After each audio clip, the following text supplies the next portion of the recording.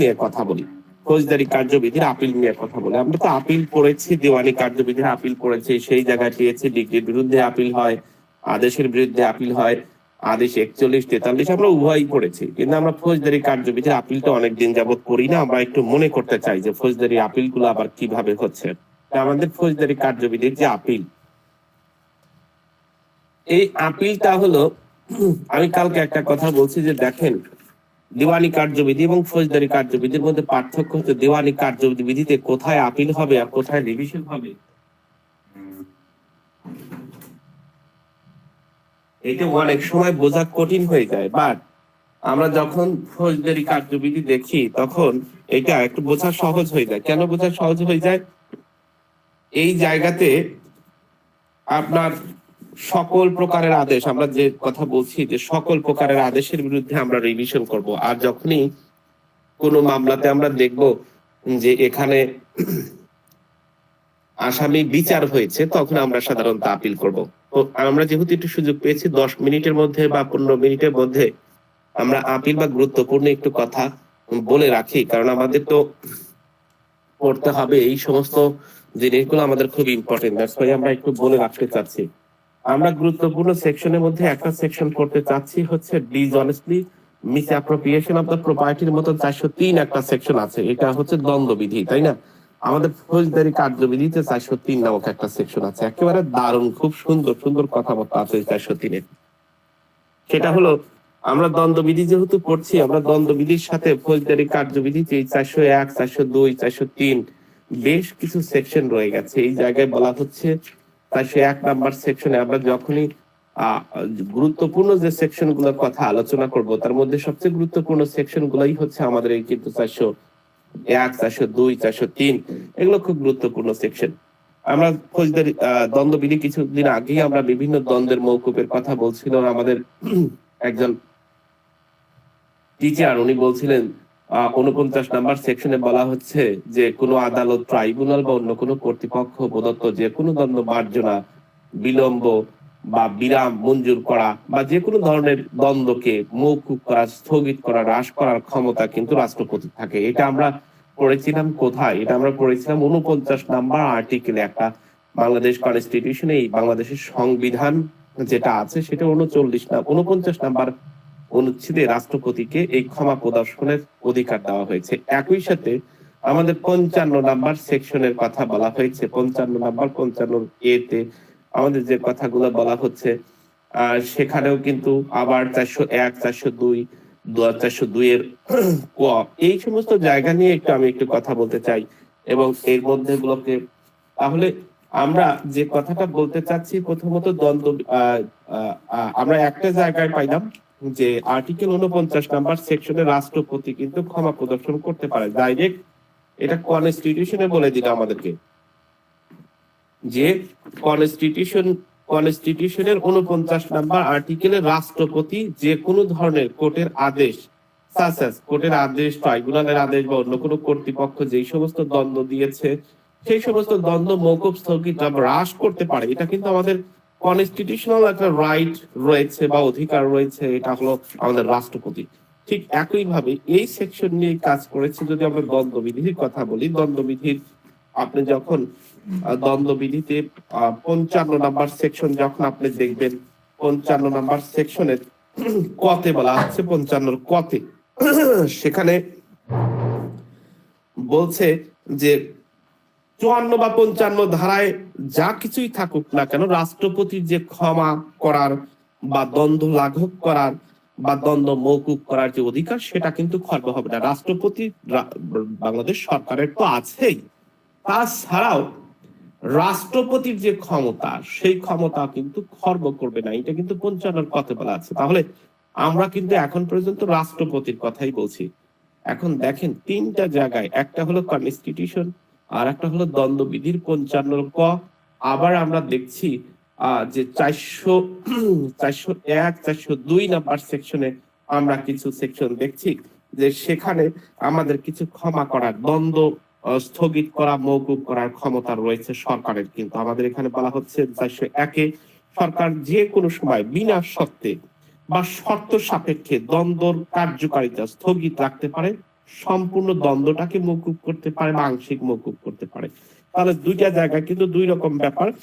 একটা হচ্ছে 54 নাম্বার সেকশনে, সেখানেও সরকার চাইলে আসামির সম্মতি ছাড়াই মৃত্যুদণ্ডটাকে হ্রাস করে অন্য দণ্ডতে, পার্থক্যগুলো একটু বোঝার চেষ্টা করেন। এই জায়গাগুলো থেকে আমাদের প্রশ্ন হয়, মানে কোন সেকশন থেকে প্রশ্ন হচ্ছে এটা বোঝা কঠিন হয়ে যায়।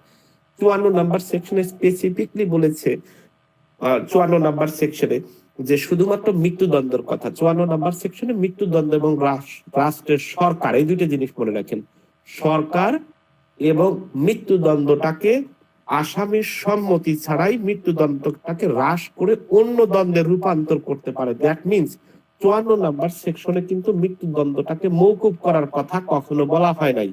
সরকার মৃত্যুদণ্ডটাকে অন্য দণ্ডে রূপান্তর করতে পারে। তাহলে কি বলছে 54 নাম্বার সেকশনে যে মৃত্যুদণ্ডটাকে খালাস করে দিতে পারে, মওকুফ করে দিতে পারে, এরকম কিন্তু 54 নাম্বার সেকশনে আমাদেরকে বলে নাই ভাইয়া। সরকার মৃত্যুদণ্ডটাকে আসামির সম্মতি ছাড়াই মৃত্যুদণ্ডটাকে হ্রাস করে অন্য কোনো দণ্ডে রূপান্তর করতে পারে। দ্যাট মিনস আমি বুঝাতে চাচ্ছি, আমি বলতে চাচ্ছি 54 নাম্বার সেকশনে কিন্তু স্পেসিফিকলি বলছে আপনি মৃত্যুদণ্ডটাকে হ্রাস করে অন্য দণ্ডে রূপান্তর করতে পারবেন। এর মানে মৃত্যুদণ্ডটাকে বাদ দিয়ে আপনার আসামিকে খালাস করে দিবেন, এই কথা কিন্তু 54 নাম্বার সেকশনে বলে নাই। আবার 55 নাম্বার সেকশনে আমি সবসময় বলি, মনে থাকে না আপনি আমাদের ধর্মে যারা আমার মুসলিম ধর্ম আপনারা জানেন, আমরা বিভিন্ন সময় হাদিসে দেখবেন বা ইমাম সাহেবরা বলে যে আপনি ধরেন সোয়ালজাব একটা কথা আছে, মৃত্যুর পরে 3টা প্রশ্ন করা হয়, মান রাব্বুকা, মান দিনুকা, তারপরে মানে আমাদের রব কে, আমাদের দিন কি, আমাদের নবী কে, এই ধরনের প্রশ্ন কিন্তু আমরা সবাই জানি। কিন্তু যখন ফেরেশতা এসে এই কথা জিজ্ঞেস করে, আমি যদি এইটা নামাজ না পড়ি বা আমল না করি তাহলে ওই সময় আর মনে থাকে না, বিভিন্ন জায়গায় দেখবেন। তো আপনি জানেন ঠিকই, এই যে আমাদের যে পড়াগুলো এগুলো জানেন, কিন্তু আপনি যদি সঠিকভাবে বুঝতে না পারেন বা একটার সাথে আর একটা কম্পারিজন না করেন, তাহলে পরীক্ষার সময় ওইরকম হয়ে যাবে, আপনার জানা জিনিস মনে থাকবে না। তাহলে আমরা সবসময় আপনাদেরকে বলার চেষ্টা করেছি যে দ্বন্দ্বগুলোকে মনে রাখবেন সর্বোচ্চ দ্বন্দ্ব দিয়ে। বাংলাদেশের সর্বোচ্চ দ্বন্দ্ব হচ্ছে মৃত্যুদণ্ড, তারপরের দ্বন্দ্ব হচ্ছে যাবজ্জীবন কারাদণ্ড, তারপরের দ্বন্দ্ব হচ্ছে যে কোনো ধরনের কারাদণ্ড, অর্থাৎ 14 বছর হইতে পারে, 15 বছর হইতে পারে, মানে 30 বছরের কম। যাবজ্জীবন তো 30 বছর, তাহলে তার চেয়ে কম শাস্তিও কিন্তু বড় শাস্তি। তাহলে বড় বড় 3টে শাস্তি হচ্ছে মৃত্যুদণ্ড, যাবজ্জীবন কারাদণ্ড, অন্য দ্বন্দ্ব, যেটা সশ্রম বিনশ্রম হইতে পারে। আর 4 নাম্বারে বলতেছি অর্থদণ্ড, 5 নাম্বারে বলতেছি হচ্ছে বাজেয়াপ্ত, অর্থদণ্ড আর বাজেয়াপ্তর কথা বলছি। তাহলে কিন্তু আপনি বড় এই যে 5 প্রকারের শাস্তির কথা বারবার বলছে, এটা কিন্তু আপনি সহজেই মনে রাখার একটা সিস্টেম, যে আমি সর্বোচ্চ দ্বন্দ্ব থেকে ধীরে আসতে শুরু করব, আমার মনে থাকবে। এখন আমি এই কথাটা কেন বললাম, আমাদের 54 নাম্বার সেকশনে সর্বোচ্চ দ্বন্দ্বের ক্ষেত্রেই সরকারের ক্ষমতা দেওয়া হয়েছে যে মৃত্যুদণ্ডটাকে সে অন্য দ্বন্দ্বে রূপান্তর করতে পারবে। তবে 54 নাম্বার সেকশনে কিন্তু খালাসের কথা বলে নাই, যে সরকার খালাস করে দিতে পারবে। ঠিক 55 নাম্বার সেকশনে যখন দেখছি এই মৃত্যুদণ্ডের পরে আরেকটা দ্বন্দ্ব আছে, যেটা হচ্ছে যাবজ্জীবন কারাদণ্ড। সরকার 55 নাম্বার সেকশনে বলছে যাবজ্জীবন কারাদণ্ডে দণ্ডিত হয়েছে, সরকার চাইলে উক্ত দণ্ডিত ব্যক্তিকে অনধিক 20 বছর পর্যন্ত হ্রাস করতে পারে। মানে যাবজ্জীবন কারাদণ্ডটাকে 20 বছর পর্যন্ত সরকার হ্রাস করতে পারে। তাহলে সর্বোচ্চ যে 2টা শাস্তি রয়েছে, মৃত্যুদণ্ডকে অন্য দণ্ডে রূপান্তর করতে পারে সরকার 54, আর 55 নাম্বার সেকশনে কি বললাম, যে যাবজ্জীবন কারাদণ্ডে 20 বছর পর্যন্ত সরকার কিন্তু হ্রাস করতে পারে। এই দুইটাই কিন্তু সরকারের কথা বললাম, 54 এবং 55। আর দুইটা একটা হলো আর্টিকেল 49-এর কথা বললাম, যেখানে রাষ্ট্রপতি স্বয়ং নিজে সবকিছু করতে পারে, সে খালাস দিতে পারে, মওকুফ করতে পারে, হ্রাস করতে পারে, সবকিছু করতে পারে। এটা 49 নাম্বার আর্টিকেল, বাংলাদেশের যে কনস্টিটিউশন আছে সেই কনস্টিটিউশনে এই পাওয়ারটা দিয়েছে। একই সাথে ফৌজদারি দণ্ডবিধির 55 কতে বলছে যে সরকার যাই ক্ষমতা ইউজ করুক না কেন, এর মানে এই না যে সরকারের তো একটা অংশ হচ্ছে রাষ্ট্রপতি, তাই না? রাষ্ট্রপতিও তো সরকারের একটা অংশ। সরকারের ক্ষেত্রে এগুলো বলার সাথে সাথেও বলতেছে যে রাষ্ট্রপতিকে আরো মানে উপরে উঠানোর জন্য বলতেছে যে সরকার যাই করুক না কেন রাষ্ট্রপতির যে অধিকারগুলো আছে সেগুলো খর্ব হবে না, 55 কতে বলছে।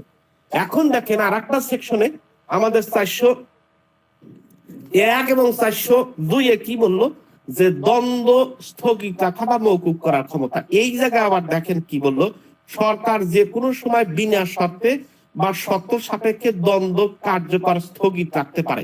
মানে যেই দ্বন্দ্বটা আছে সেইটাকে স্থগিত রাখতে পারে, কার্যকর না করে একজনকে মৃত্যুদণ্ড দেওয়া হয়েছে সেইটাকে মৃত্যুদণ্ডটাকে স্থগিত রাখতে পারে, বা সম্পূর্ণ দ্বন্দ্ব বা দ্বন্দ্বের অংশ মওকুফ করতে পারে।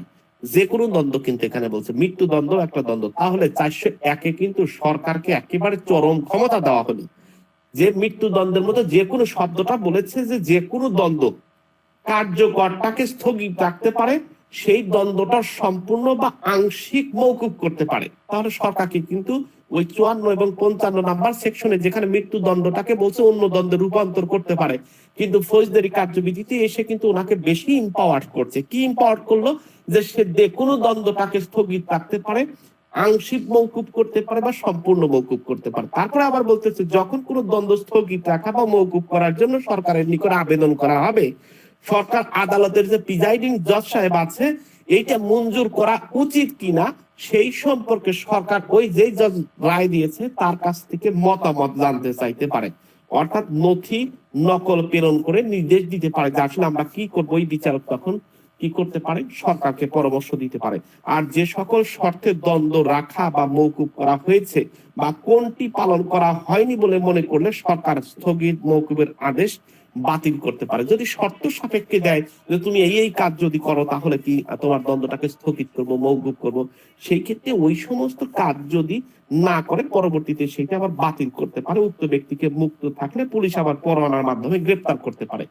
আর 402 বলছে দ্বন্দ্ব রদ বদলের ক্ষমতা সরকার দণ্ডিত ব্যক্তির সম্মতি ছাড়াই তার দ্বন্দ্বকে রদ বদল করতে পারে। তাহলে আমাদের জি মারুফ ভাই, গোলাম কিবরিয়া ভাই। স্যার, আমাদের প্রয়াত যে প্রধানমন্ত্রী বেগম খালেদা জিয়া ওনাকে 6 মাস মেয়াদে এই যে স্থগিত দিত, এটা কি স্যার 401 এই সেকশনে নির্বাহী ক্ষমতা বলে এই 401 নাম্বার সেকশন অনুযায়ী ভাইয়া। Okay sir. আর আবার দেখেন 402 বলতেছে দ্বন্দ্বটাকে রদ বদল করা। দ্বন্দ্বটাকে কি রদ বদল করতেছে, যে সরকার দণ্ডিত ব্যক্তির সম্মতি ছাড়াই তার দ্বন্দ্বটাকে হ্রাস করতে পারে, যেটা আমাদের 54 এবং 55 নাম্বার সেকশনকে প্রভাবিত করবে না। আর 402 কতে আরো সুন্দরভাবে বলেছে যে সরকার এই যে 401 বা 402 ধারা যে ক্ষমতা অর্পণ করা হয়েছে তা মৃত্যুদণ্ডের ক্ষেত্রে রাষ্ট্রপতি প্রয়োগ করতে পারবেন। এখন সরকারকে যে ক্ষমতা অর্পণ করা হয়েছে তা মৃত্যুদণ্ডের ক্ষেত্রে রাষ্ট্রপতি কি করবে, তা প্রয়োগ করবে। দেখেন এই জটিলতাগুলো আমাদেরকে সলভ করতে হবে। তাহলে আমি যে কথাগুলো বললাম আর একজনের মুখ দিয়ে একটু শুনি, আমার চেয়ে আরো সুন্দর একজন কণ্ঠ দিয়ে একেবারে সুন্দর করে এই কথাগুলো একটু বলেন। আমরা যেহেতু সময় পেয়েছি, আমি বলতে চাচ্ছি যে 10 মিনিট 15 মিনিটে যদি আমরা সময় পাই তাহলে গল্প না করে একটা জিনিস যদি আমরা শিখি, এখানে কিন্তু আমরা অনেক কিছু শিখলাম, তাই না? তাই কিনা? জি স্যার। তো একজন সুন্দর করে বলেন দেখি। স্যার আসসালামু আলাইকুম স্যার, আমি একটু বলবো? হ্যাঁ বলেন, অবশ্যই বলবেন।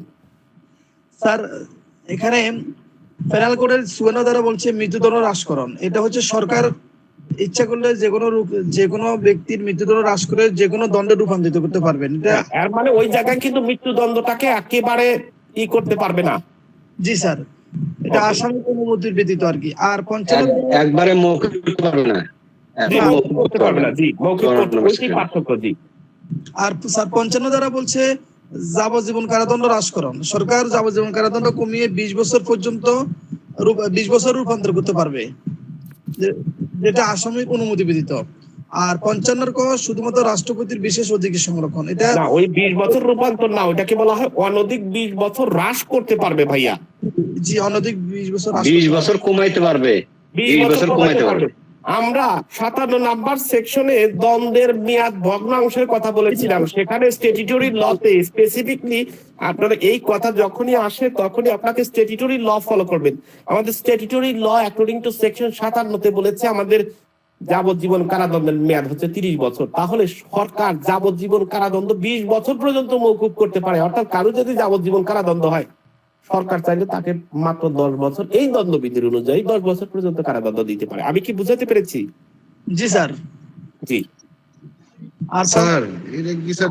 স্যার জি স্যার এটা তো স্যার 10 বছর স্যার সে কমাতে পারবে স্যার, সর্বোচ্চ 20 বছর পর্যন্ত তার সাজা পরিণত করতে পারবে, এটা হবে না স্যার? না, দেখবেন লেখা আছে অপরাধীকে যাবজ্জীবন কারাদণ্ডে দণ্ডিত করা হয়েছে। সরকার চাইলে উক্ত দণ্ডিত ব্যক্তিকে দণ্ডকে অনধিক 20 বছর হ্রাস করতে পারে। অনধিক 20 বছর হ্রাস করতে পারে মানে কি? তার মানে স্যার 20 বছর পর্যন্ত সরকার কমাইতে পারবে সাজাটা। জি, স্যার এটা ঠিক আছে, আপনার কথাটা ঠিক আছে স্যার, 20 বছর কমাইতে পারি। 20 বছর কমাইতে পারে মানে 20 বছর পর্যন্ত রাখতে পারে এরকম না ভাইয়া। তাই স্যার? তাহলে আচ্ছা স্যার, এটা তো তাহলে উল্টা জানতাম স্যার তাহলে এতদিন স্যার। এই তো, তাহলে আমরা যতবার প্র্যাকটিস করব তত ভুল বাড়তে। এরকমও হইতে পারে যে আমি নিজেও ভুল বলছিলাম, হইতে পারে, অস্বীকার করছি না, বা নাও হইতে পারে। এখানে যেটা তো আপনি স্যার বিআর অ্যাক্টে তো স্যার বিআর অ্যাক্টে তো বলছে স্যার যে কোনো বর্ণনার অনূর্ধ্বে 20 বছর মেয়াদী সশ্রম বা বিনাশ্রম কারাদণ্ডে দণ্ডিত করতে পারবেন। বিয়ার একটা এই কথা বলা আছে। আমরা আরেকটা গুরুত্বপূর্ণ সেকশন নিয়ে কথা বলতে চাই, যেখান থেকে প্রশ্ন আসে সেখান থেকে আমরা প্রশ্ন এই দেখেন আলোচনা করলে আমাদের ভুল ভ্রান্তি ছোটখাটো বিষয় আমরা নিজেরাও উল্টা জানি বা নিজেরাও শুদ্ধ জানি কিনা সেটাই জানি না। স্যার এরকম একটা প্রশ্ন আসছিল বিজেএস নবম বিজেএস স্যার, 20 বছরই সঠিক উত্তর দেওয়া আছে। আর 20 বছরই হবে, আসলে 20 বছরই ওইটাই সঠিক উত্তর।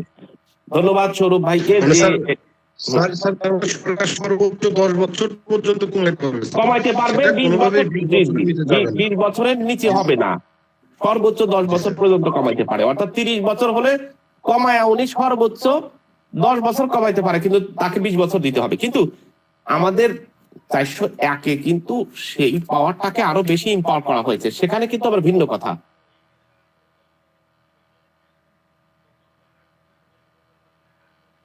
সেখানে আবার কিন্তু ভিন্ন কথা বলতেছে সরকার কোন দ্বন্দ্ব মানে কি? দ্বন্দ্ব মানে দণ্ডিত আসামিকে দ্বন্দ্ব কার্যকর স্থগিত করতে পারে, সাসপেন্ড করতে পারে।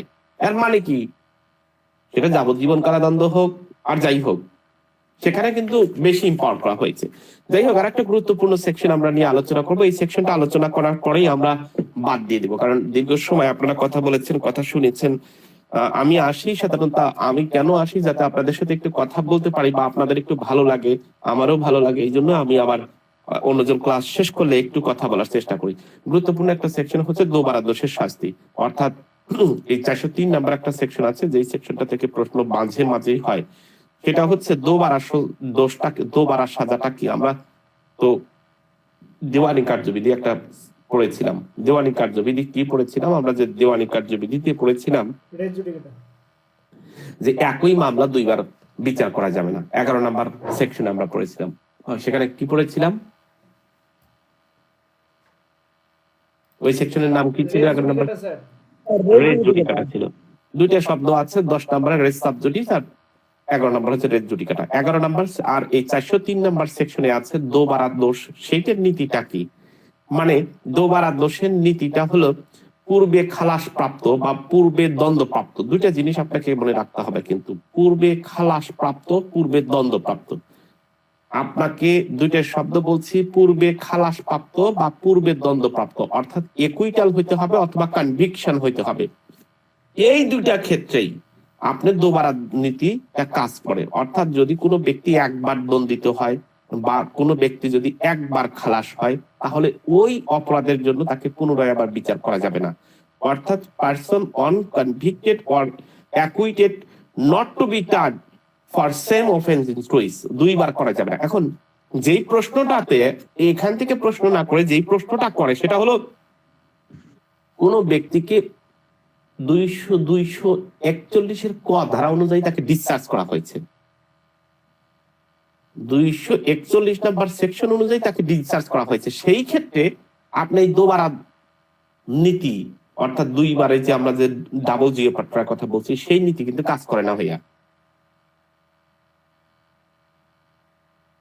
আবার 249 নাম্বার সেকশনে যদি মামলার কার্যকারিতা বন্ধ রাখা হয় এবং আসামিকে যদি মুক্তি দেওয়া হয়, সেখানেও কিন্তু এই দোবারা নীতিটা কাজ করে না। অর্থাৎ কোনো কারণে যদি আসামিকে অব্যাহতি দেওয়া হয়, অব্যাহতি মানে কি, অব্যাহতি কিন্তু কয়েকটা সেকশনে দেওয়া হয়। আমাদের 241 এর এতে দেওয়া হয়, 403 নাম্বার সেকশনে খালাস বলে গণ্য হয় না, অব্যাহতি দেওয়া হয়। তারপরে আমাদের আরেকটা সেকশন আছে হচ্ছে 265 সি, এগুলাতে কিন্তু কি হয়, এইগুলাতে কিন্তু ডিসচার্জ হয়। তো এই ডিসচার্জের ক্ষেত্রে কিন্তু আমাদের ডাবল জিও একটা কাজ করে না, দুইটা নীতিতে কাজ করে। একটা হচ্ছে কোনো ব্যক্তি যদি একুইটেড হয়, অর্থাৎ একবার যদি সে খালাস প্রাপ্ত হয় অথবা সে কনভিক্টেড হয়, দণ্ডিত হয়, সেই একই বিষয় নিয়ে আর কিন্তু দ্বিতীয়বার মোকদ্দমা করা যায় না। কিন্তু ডিসচার্জ বা অব্যাহতি বা মুক্তি যদি হয়, সেখানে কিন্তু ডাবল জিও নীতিটা কাজ করে। ইভেন দেখেন, ডিসচার্জ করা হয়েছে, পরবর্তীতে এই মামলা যুক্ত করা যায়। 249 নাম্বার সেকশনে কাউকে মুক্তি দেওয়া হয়েছে, তারপরেও কিন্তু ওই ব্যক্তিকে পুনরায় যুক্ত করা যায়। দ্যাটস ওয়াই এই ধরনের কেসের ক্ষেত্রে আপনার এই নীতিটা, অর্থাৎ দোবারার নীতিটা কিন্তু কাজ করে না। এখান থেকে প্রশ্ন আসে, কোড অফ সিভিল প্রসিডিউরের কত ধারা অনুযায়ী ডাবল জিও বা দোবারার নীতিটার কথা আলোচনা করা হয়েছে, যে কথা আমরা বলে 403 নম্বর সেকশন থেকে আলোচনা করা হয়েছে। ন্যানো ডেভিডেড হিজ ভেক্সরি একটা প্রবাদ আছে, সেই ক্ষেত্রে অর্থাৎ ডক্ট্রিন অফ, এই যে আমরা যে কথা বলছি যে দোবারা সাজার নীতি,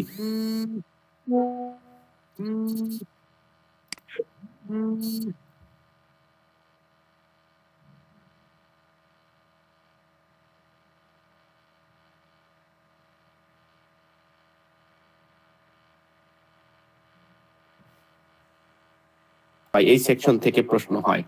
তো আমরা একটু সুযোগ পাইলাম, দ্যাটস ওয়াই আমরা কিছু সেকশন নিয়ে, 2-3টা সেকশন নিয়ে আলোচনা করলাম। একটা গুরুত্বপূর্ণ বিষয় আমাদের কাছে উপস্থিত হলো, এটা থেকে আমরা অনেক কিছুই জানতে পারলাম। আমরা আমাদের কালকে রেগুলার ক্লাস আছে, ইনশাআল্লাহ রেগুলার ক্লাস করব, শুধুমাত্র আপনাদের সাথে 1-2-5টা মিনিট যতটুকুই পাই আমরা একটা করে সেকশন নিয়েও যদি আলোচনা করি, তাহলে আমাদের জন্য ভালো হবে, আমাদের জন্য আগাতে সুবিধা হবে। এখান থেকে প্রশ্ন হলে একেবারে সিরিয়ালি যে একটা জায়গা থেকে কথা বলতে হবে এরকম, ওইটাকে দ্বন্দ্বটাকে, ওই আসামিটাকে যদি আসামিকে, ওই শব্দটা বলা আছে যদিও ঠিক আছে, আমাদের বলা আছে যে ওই আসামিকে মুক্তি অথবা অব্যাহতি, যেটা আমাদের কিন্তু 249 নাম্বার সেকশনে কি বলা আছে, যে মামলায় যদি যেই বাদী উনি যদি সাক্ষী দিতে না আসেন বা ওনাকে যদি উপস্থিত না হন, তাহলে মামলার কার্যক্রমটাকে বন্ধ করে রাখতে পারে, মানে স্থগিত রেখে আসামিকে মুক্তি দেয়। এর মানে মামলাটাকেই কিন্তু একেবারে বাদ দিয়ে দেয় না, ওই মামলার কার্য প্রক্রিয়াটাকে বন্ধ রাখে, তখন মুক্তি দেওয়া হয়। ডিসচার্জ এবং মুক্তি কিন্তু ভিন্ন জিনিস ভাইয়া। আসছে 249 নাম্বার সেকশনে আসামিকে কি দেওয়া হয়, সেখানে কিন্তু ওই কথাটা, এই ধরনের প্রশ্ন একটা আসছিল যে সেটা কি মুক্তি, সেটা কি খারিজ, সেটা কি খালাস, নাকি সেটাকে অব্যাহত বলে। আপনাকে যেহেতু মুক্তির কথা বলা আছে, আপনাকে মুক্তির কথাই লিখতে হবে। সুতরাং মুক্তি এবং অব্যাহতি এক জিনিস নয় ভাইয়া।